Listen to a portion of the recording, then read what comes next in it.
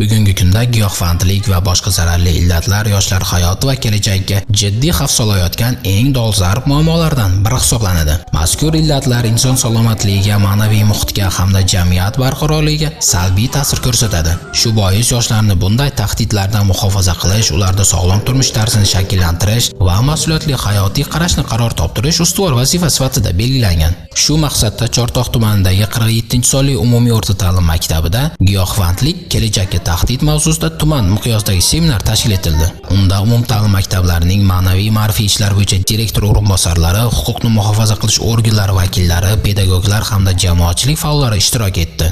Dastur mavzuga bag'ishlangan rasmlar tanlovi bilan boshlanib, unda o'quvchilar ijodiy ishlarda zararli odatlarning inson taqdiri va jamiyat rivojiga salbiy ta'sirini badiiy ifoda etdilar. Shuningdek, ijodkor o'quvchilar tomonidan musiqiy chiqishlar namoyish qilindi. Shundan so'ng biz hayotni tanlaymiz shiori ostida psixologik mashg'ulotlar o'tkazildi. Jarayonda mustaqil fikrlash, turli salbiy ta'sirlarga qarshi turish va to'g'ri qaror qabul qilish ko'nikmalarini shakllantirishga qaratilgan amaliy usullar qo'llanildi. Keyingi bosqichda zakovat intellektual o'yini tashkil etildi. Unda o'quvchilar va mehmonlar o'rtasida bilimlar bellashuvi o'tkazilib, huquqiy savodxonlik, sog'lom turmush tamoyillari hamda fuqarolik mas'uliyatiga oid savollar muhokama qilindi. Seminar sinf xonalaridagi ochiq darslar bilan davom etdi. Darslar jarayonida o'quvchilar mavzu yuzasidan sahna ko'rinishlarini namoyish etib, savol-javoblar va muhokamalarda faol ishtirok etdilar. Bu orqali giyohvandlikning salbiy oqibatlari, uning inson hayoti va kelajak avlod taqdiriga ta'siri atroflicha tushuntirildi. Yakunda profilaktika ishlarini tizimli tashkil etish, ta'lim muassasasi va ota-onalar hamkorligini kuchaytirish hamda yoshlarni zararli illatlardan asrashga qaratilgan amaliy chora-tadbirlar belgilab olindi.